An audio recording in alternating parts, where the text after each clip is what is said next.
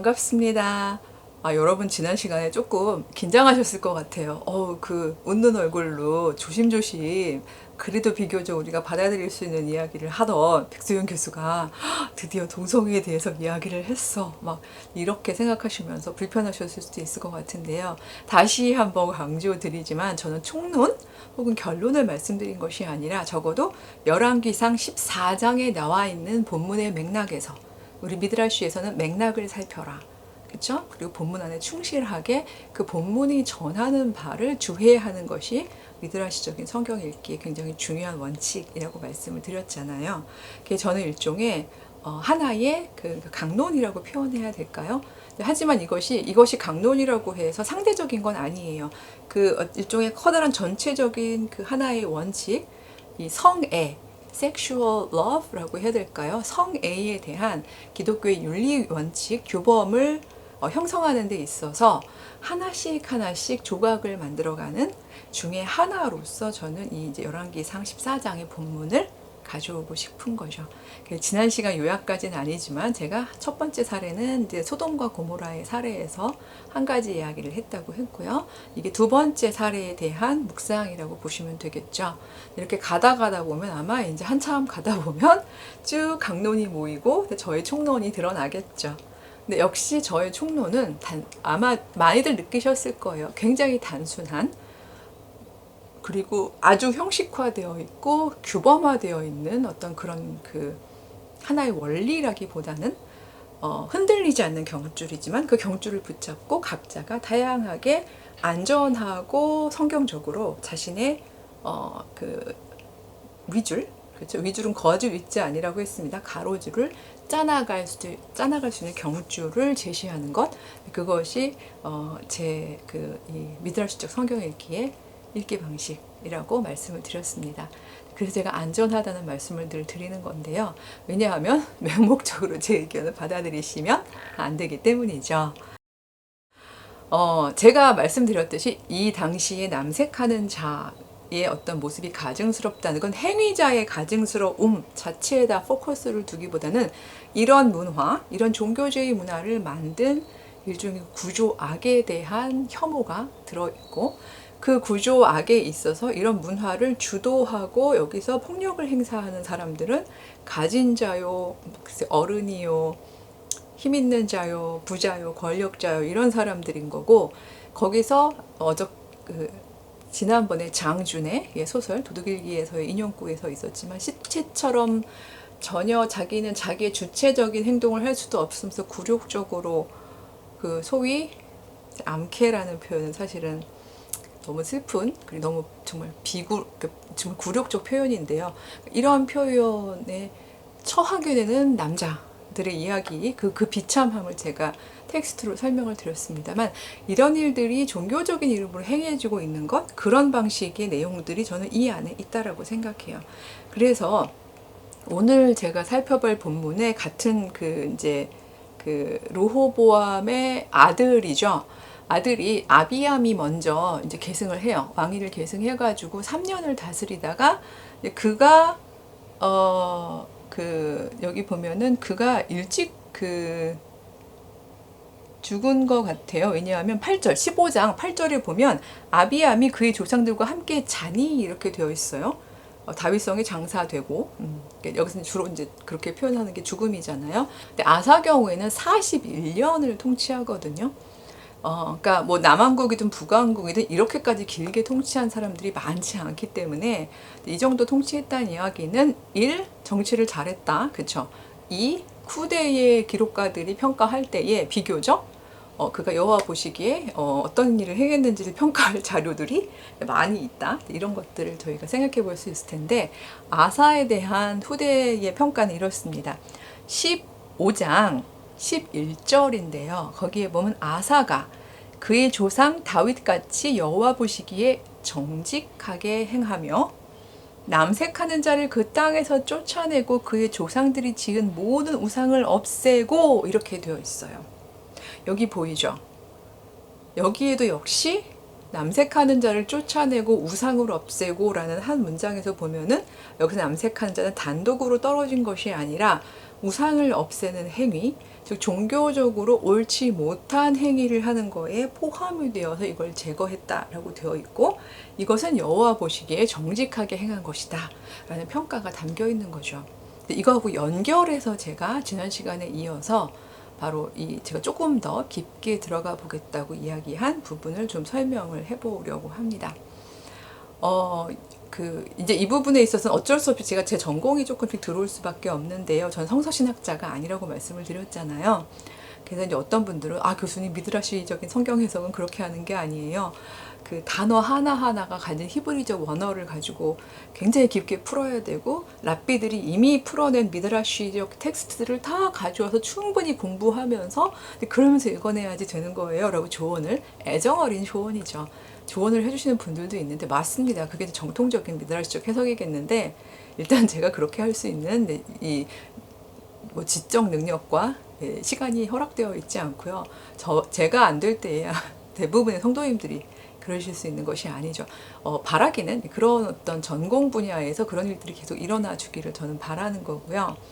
또 하나, 그럼에도 불구하고 제가 그때까지 손 놓고 있는 것이 아니라 미드라시라는 그 어떤 되게 이국적인 혹은 되게 낯선 단어를 가져와서 함께 해보려는 작업은, 우리도 그 어떤 성서 해석의 주체자로서 성경이 가지고 있는 권위 안에서, 텍스트적인 안전함 안에서 뛰어놀아보자, 주체적으로 뛰어놀아보자 라는 의미에서 제가 이 부분을 하고 있는 것이기 때문에, 제가 사용하는 미드라시적의 부분에는 이야기에 살을 붙여라 라는 원칙이 있었잖아요. 바로 그 부분과 맥락을 13가지 했었잖아요. 그러니까 그런 정도의 수준에서의 미드라시적인 성경 읽기라고 봐주시면 좋겠고요. 그런 의미에서 여기서 이 15장 12절이 가지고 있는 이 성서의 본문을 꼼꼼하게 우리가 묵상하면서 가져야 하는 것은, 적어도 열왕기 상에서 남유다의 초대 왕인 르호보암이 저질렀던 죄악, 그리고 세 번째 왕인 아사가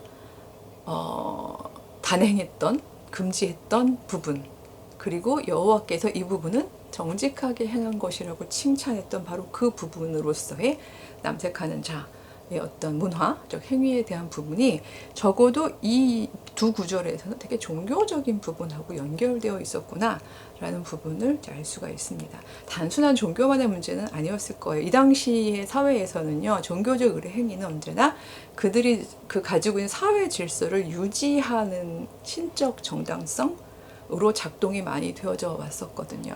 종교 사회학이라는 학문이 있습니다. 그러니까 그 종교가 사회학적으로 어떤 기능을 하는지를 학문적으로 공부하는 학문이죠. 저는 말하자면, 좋게 말하면 interdisciplinary, 그러니까 이건 이제 disciplinary, 그러니까 즉 학문들 간의 상호작용 안에서 종합학문을 하는 셈인데, 좋게 말하면 이제 요즘에 유행하는 말로 융복합 이런 것처럼 융합학문인데, 낮게 말하면 이것도 조금 알고 저것도 조금 알고 이것도 조금 아는, 그래서 제가 웃으면서 늘 그럽니다. 자칫 잘못하면 삼류신학자, 삼류사회학자, 삼류 철학자, 윤리학자가 될 수 있는 되게 어려운, 그리고 되게 위험한 학문이 기독교 사회윤리학입니다. 제가 이렇게 말씀을 드리는데요. 그렇기 때문에 그만큼의 조심함과, 이건 겸손은 아니고요. 그 스스로 가지고 있는 자기 제한을 인정을 하고 알고 있으면서 이제 충분히 성실하게 묵상하면서 말씀을 드리는 건데, 적어도 이 본문에 대한 신자로서 또 신학자로서의 몰두와 묵상과, 그다음에 당시의 종교사회학적인 그 종교 제의가 기능했던 사회 유지적 기능으로서의 어떤 그 문화적 특색을 알고 있는 사회학자로서의 지식을 합쳐보면 융합이죠. 그래 본다면 이곳에서의 남색함이란 것은 지금 우리 21세기 우리 문화에서 행하고 있는 동성애 이슈하고는 상당히 달리 접근해야 한다라고 보는 게 저의 입장입니다. 이 얘기가 그러니까 참 저는 슬픈 게 너무 단순화하고 빨리 결론을 내려버리는데, 이 이야기 그러니까 백소연 교수는 동성애 찬성애자구나, 동성애 자체 성향 자체는 문제가 없다고 생각하는구나, 이렇게 바로 결론을 내려버리는 것 역시 저는 굉장히 섣부르다고 생각합니다. 저는 그래서 어디는 보니까 요즘에는 이렇게 모든 정치 세력들이 다 이항 대립적으로 이렇게 세력화되고 있는 성향이 되게 지금 많잖아요. 그리고 둘 다 너무 활발하게 운동성을 가지다 보니까, 그리고 뭐 유튜브를 비롯해서 되게 많은 컨텐츠들이 개인이 만들어서 확산을 해서 여론전을 펼 수 있는 매체들이 발달해 있다 보니까 어느 그 채널 같은 데는요, 그 제가 동성애 옹호자라고 막 이렇게 묘사되면서 막 공격 대상이 되어 있는 부분도 있다고 제보를 받았어요. 제자들도 많고 그렇다 보니까 물론 가서 제가 댓글로 해명을 하고 싶기도 한데 제 에너지는 한계가 있고 어떻게 다 찾아다니면서 해명을 하겠어요. 그냥 제가 제 채널에서 저의 입장을 주장하는 수밖에 없겠죠. 지금 명확히 말씀을 드립니다만 저는 동성애 옹호론자가 아니라요. 성애, 즉 sexual love라고 해야 될까요? sexual relationship, 즉 성애에 있어서 바른 성의 옹호자입니다. 네, 뭐라고요? 바른 성의 옹호자요? 그럼 바른 성애는 그럼 이성애가 바른 성애 아닌가요? 만약에 이렇게 가버리신다면 이분들은 어떤 프레임 안에 갇혀 있는 거죠? 즉 이미 기존의 전통이 만들어 놓은 이항 대립적인 어떤 그 패러다임 안에서 경줄과 위주를 아주 꼼꼼하게 분리해내는 작업 생략하고 일종의 이미 내려진 대답 안에서 판단을 하시고 있는 거라고 저는 생각을 합니다. 왜냐하면 제가 계속 저는 강론이라고 말씀드렸어요. 왜냐하면 총론은 나중에 정말 저는 제 말에는 책임질 생각이에요. 당연히 이거는 한 학자의 공적 발언이기 때문에 당연히 책임을 져야죠. 하지만 저는 지금 현재 일어나고 있는 어떤 동성애 부분을 언젠가 어떤 채널에서도 네 가지로 구별을 했는데 모두 하나의 범주로 묶어서 그것을 인정하자라고 이야기하고 싶지는 않습니다.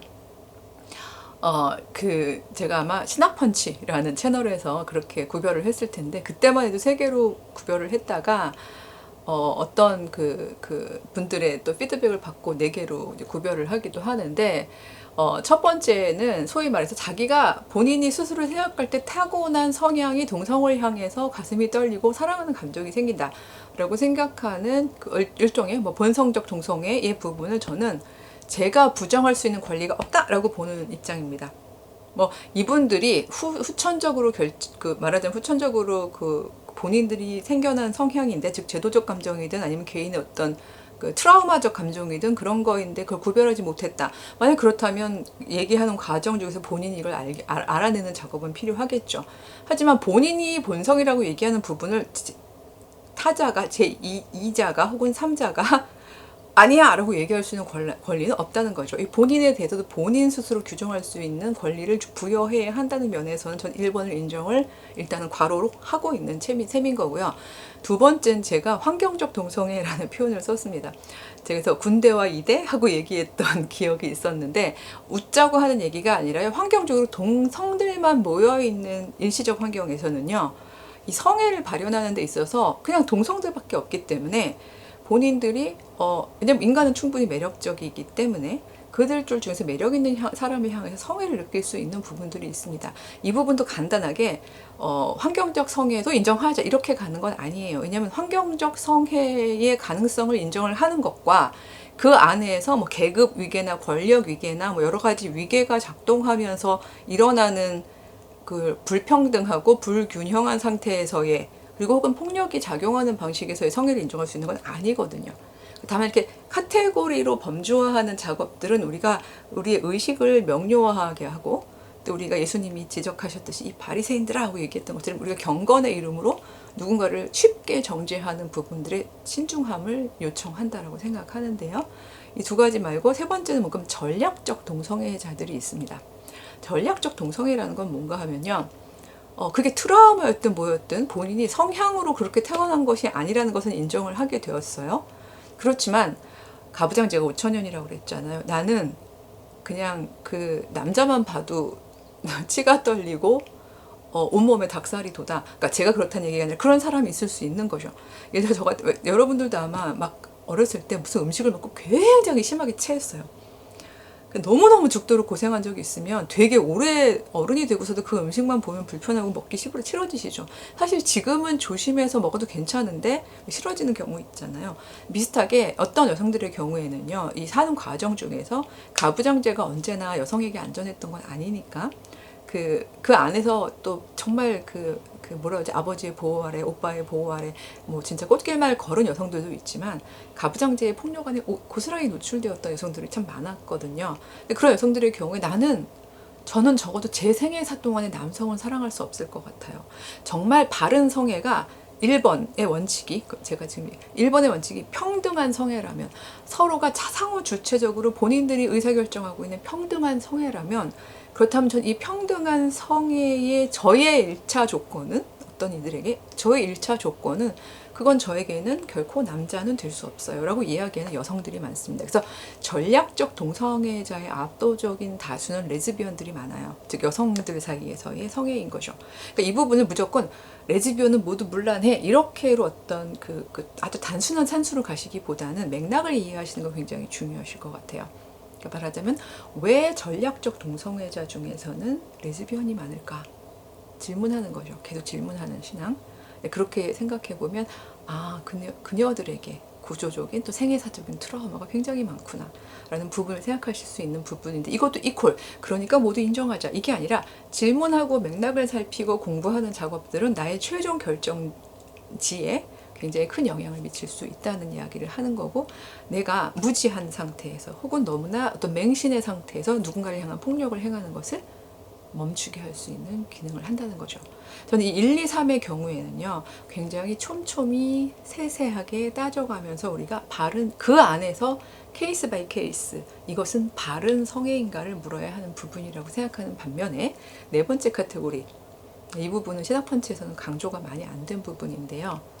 그러니까 쾌락적 동성애라고 표현해야 될까요? 물론 제가 성적 감각으로서의 쾌락 자체를 막 부정하는 금욕주의자는 아니에요. 다만 한 인간을 통전적으로 바라보는 것이 아니라 나의 쾌락만을 위해서 상대방의 몸을 사용하는 방식의 그 쾌락적 동성애는, 저는 그런 어떤 쾌락적 이성애와 더불어 저는 그것이 성경적인 성애는 아니라고 생각하는 사람입니다. 이 점에 있어서는 쾌락적 동성애와 더불어서 쾌락적 이성애도 함께 묶어버리는 거죠. 이 경우의 방점은 동성애 이성애에 있는 게 아니라 쾌락 자체만을 위한, 이렇게 되겠죠. 이 이야기가 결코 예전에 아주 금욕주의자들이 얘기했던 그런 방식의 기독교 초기 역사에서 그냥 성적 쾌감 자체를 모두 다 부정한 이런 금욕주의적인 입장을 제가 이야기하는 것은 아닙니다. 다만 그런 거 있죠, 여러분. 제가 바른 성애라는 얘기를 많이 인간이요, 내가 아닌 다른 이와 가장 친밀함을 표현하는 방식에 있어서 가장 저는 그 친밀함의 끝판왕이라고 표현해야 될까요? 그것이 성관계라고 저는 생각을 합니다. 여러분 그렇잖아요. 여러분 정말 싫은 사람하고 같이 앉아있기도 싫지 않나요? 막 살 닿는 거 막 싫잖아요. 예. 그리고 정말 같은 좋은 관계에 있는 부부라도요, 막 부부싸움 하고 난 다음에는 아침에 일어나서 막 허니, I love you 안 되죠. 그러니까 지금 말하자면 한 인간이요, 내가 아닌 다른 사람을 향해서 가장 친밀함을 표현하는 방식들은요, 이렇게 차근차근 전개가 되죠. 이게 데이트에서는 진도 나간다라고 표현할 수 있겠습니다. 모든 진도가 똑같은 진도는 아닌데, 어쨌든 손을 잡는다거나 포옹을 한다거나 그런 거 있잖아요. 그러니까 우리 서로의 경계를 더 가까이 하는 것의 가장 끝판왕, 가장 친밀함의 표현이 저는 성애라고 생각합니다. 그러니까 기독교인들이 만약에 성애를 바르다라고 생각하면서 받아들인다면, 그것은요, 내 전인격적 존재가 너의 전인격적 존재와 만나는 경험이 되어야 하는 거지. 그러니까 이게 바른 성애의 두 번째 원칙인 거죠. 즉, 첫 번째 원칙이 상호 평등한 주체적인 자기 결정권을 가진 성애인가, 이게 첫 번째였다면, 두 번째는 서로의 친밀함이, 서로의 어떤 통전적 친밀함이 함께 가장 친밀하게 만나는 그 경험, 저는 그것이 바른 성애의 두 번째 원칙이라고 생각합니다. 물론 그거 두 개 다인 거 아니에요. 계속 상황이 나올 때마다 원칙들을 다 하나씩 말씀을 드리려고 하는데, 이 두 원칙의 근거에서 볼 때도 이 열왕기상 14장과 15장에서 묘사된 남색하는 자들의 경우에는 이 두 가지가 다 지켜지지 않는 성애였다는 거죠. 계속 장준의 얘기를 호명해 오지 않더라도 이것은 상호 주체적인 평등한 관계 안에서 합의하에 일어나는 문화가 아니었던 것이고요. 그리고 이것은 철저하게 엑스타시, 어떤 제의적 흥분을 위해서 도구적으로 사용되었던 성애였지, 전인격과 전인격이 만남으로써 이 친밀한 교류 속에서 서로가 상호 성장하는 그런 어떤 그 하나님이 창조해 주신 건설적 성적 에너지가 교류되고 있는 그런 현장이 아니었다는 거죠.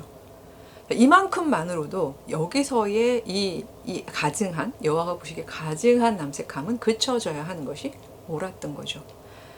계속해서 주의해서 말씀을 드립니다. 이 이야기가 어떤 단순한 하나의 그 도덕교범으로 도출되어서 백소영 교수도 그렇게 얘기했어 라고 오용되지 않기를 저는 바랍니다. 그래서 이렇게 촘촘히 그 기회가 있을 때마다 원칙들을 말씀을 드리려고 하는데요. 단 모호하지는 않으려고 합니다. 저도 제 말에 책임은 져야 하니까요. 두 가지 원칙 꼭 기억해 주시고요. 이 두 원칙을 가지고 이 본문을 읽어보신다면 그러면 아마 조금은 다른 묵상이 되지 않을까 그렇게 생각을 합니다. 다음 주에도 또 이렇게 분열왕국 이야기로 찾아뵙겠습니다. 네, 안녕.